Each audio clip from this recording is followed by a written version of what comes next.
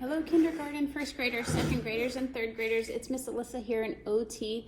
Welcome to our session for the week of March 15th. We have a new warm-up this week to work on our upper limb coordination. We have a March craft. We're gonna make a lamb. This March goes out like a lamb, gentle and soft. We've had such beautiful weather, and we're gonna work on shoe tying. So the first thing you'll need for your warm-up is a white piece of paper with a circle on it. And you can color in the circle, you can draw the circle yourself, or I will send you a circle and an attachment on our email. You'll also need some tape, and you'll need a ball. Rather a soft ball, but a tennis ball works too. And you're gonna take your circle, add some tape, and put it on a wall where it is about level with your nose. So your nose should hit the middle of the circle if you stand facing the wall. So I'm gonna go hang up my circle and show you how this is done.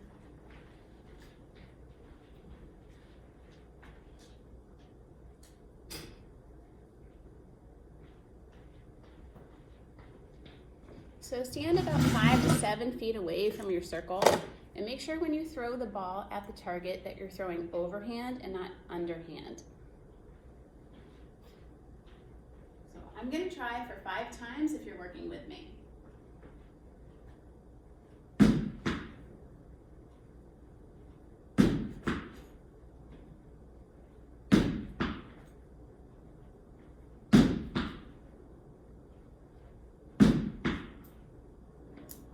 So I don't know if I hit the target all 5 times, but I do get a lot of practice doing this. So hopefully you guys will have fun with this one at home. We're gonna move on to bin number 2. We're gonna make our lamb. So you'll need light blue paper and some white paper. I'll send you this shape. It's a cloud. We're gonna practice cutting out a complex shape this week. You'll need your scissors and glue, some cotton, a black crayon or black marker, and a white crayon, and a half a sheet of black paper.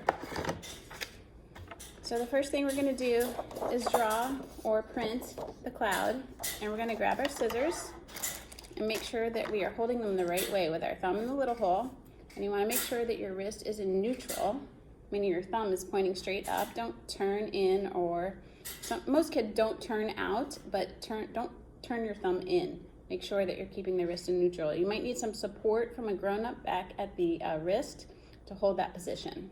So practice just opening and closing before your scissors even hit the paper. And then when you feel comfortable, you can start cutting. So I'm gonna cut out my cloud. And the most important thing to remember when you're cutting out the shape is to rotate your paper with your non-dominant hand. So if you're a righty, you're gonna rotate with lefty. And if you're a lefty, you'll rotate with righty. So keep turning. And for this cloud, it's a lot of tilting and turning.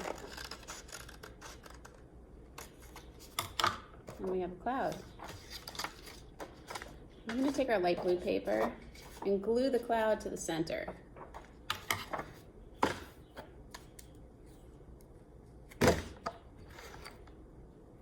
So put some glue all over the back of your cloud. Make sure you guys get the edges.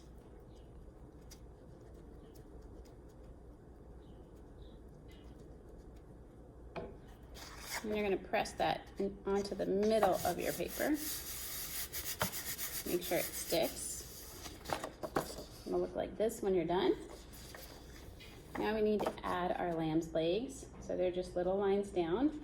So you'll take that half a sheet of black paper, a scrap from maybe last week, and just draw a very thin line down on the edge of your paper.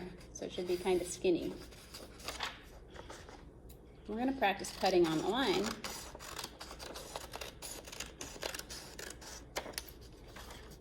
So you'll have a strip, and what you wanna do is cut it into 4 pieces that are kind of equal in size.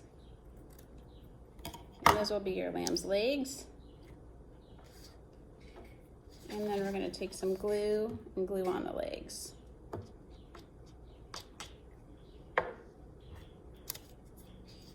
So you might have to tuck them under your cloud.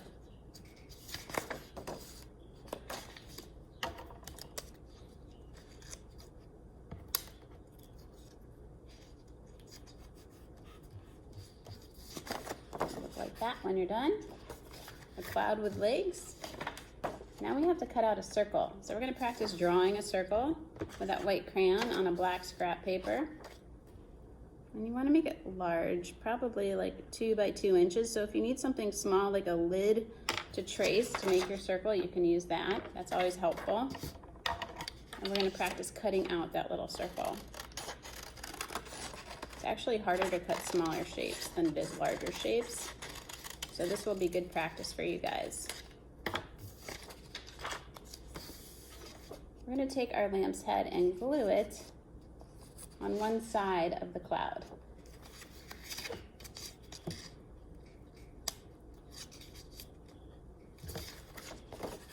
Look like that when you're done. Then you'll take a marker or a black marker or a black crayon and draw some ears. And they could be pointy, they could be oval. I'm going to make oval ears for my lamb.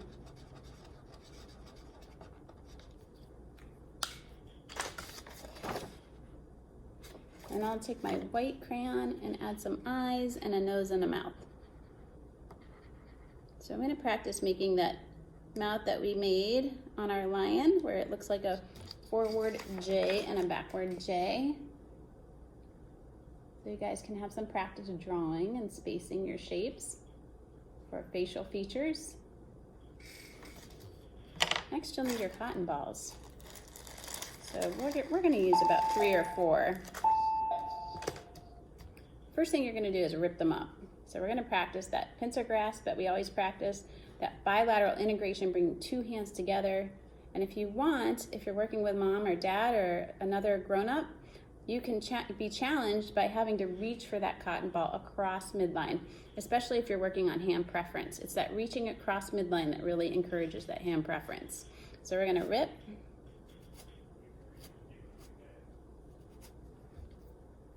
And I have glue on my fingers, so that's not fun when you're ripping cotton. So if you guys have to go wash your hands, you can pause this video.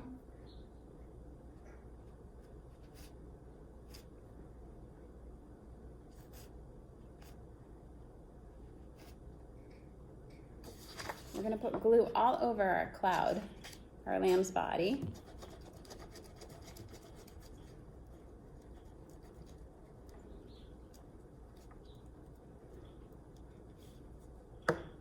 And then take your cotton and just kind of press it onto his body all over. Make sure you spread out the cotton so your lamb looks fluffy.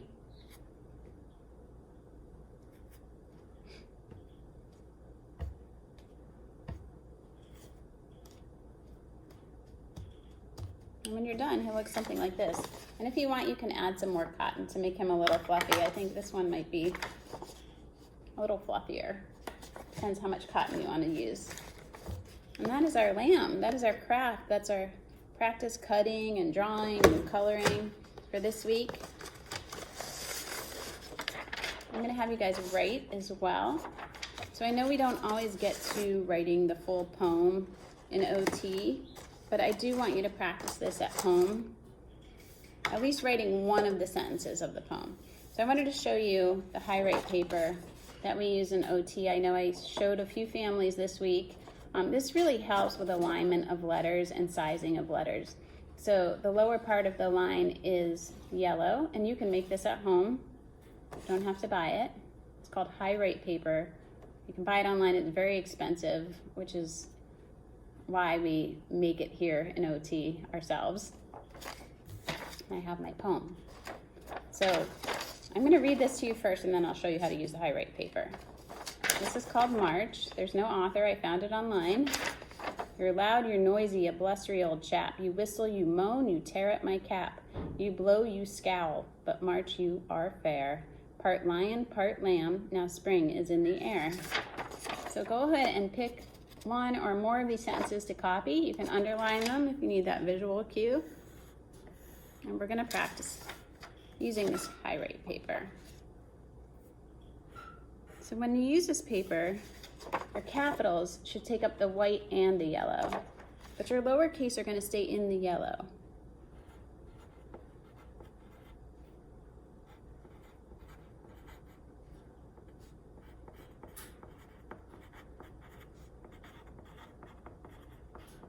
So I'm going to hold this close so you can see how to use this paper properly. And you can see how I kept my lowercase letters in the yellow. And now I'm going to hold up the poem. So you guys can pause the screen and copy this poem. In your best writing, watch your word spacing. And try to keep your letters on the line. Don't forget your periods and your capitals.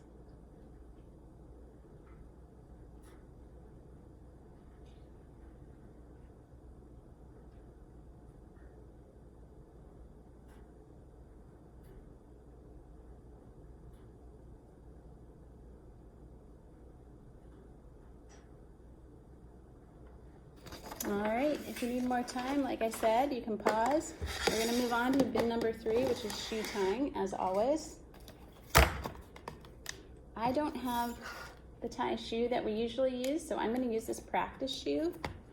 And this is actually a very cool book that you can get on Amazon called Red Lace, Yellow Lace. And it breaks down shoe tying with each step. And I like that it has 2 colored laces as a visual cue, so you can distinguish what you're doing. And I think it was like $7.99 or something like that on Amazon. But we're gonna go ahead and pull up our laces.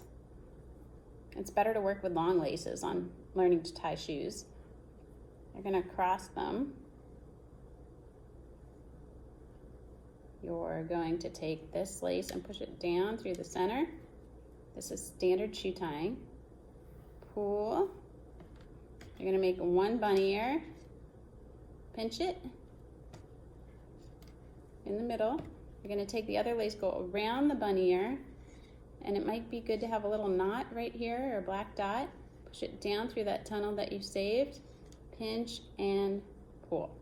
And you can see I didn't do such a good job. So I'm gonna do that over. Bring your laces up, big arms, make an X, make sure you save that space down there below. I'm going to take this yellow lace, or lace that's closer to me, put it down through the tunnel.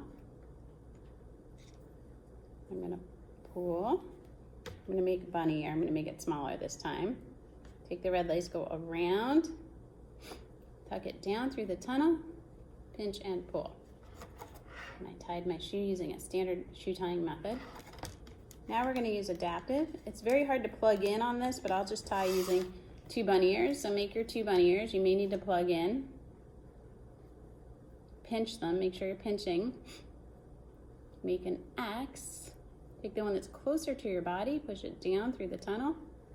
Pinch and pull. And you're going to bring those bunny ears up again. Pinch in the middle. Make an X. Save that space down below.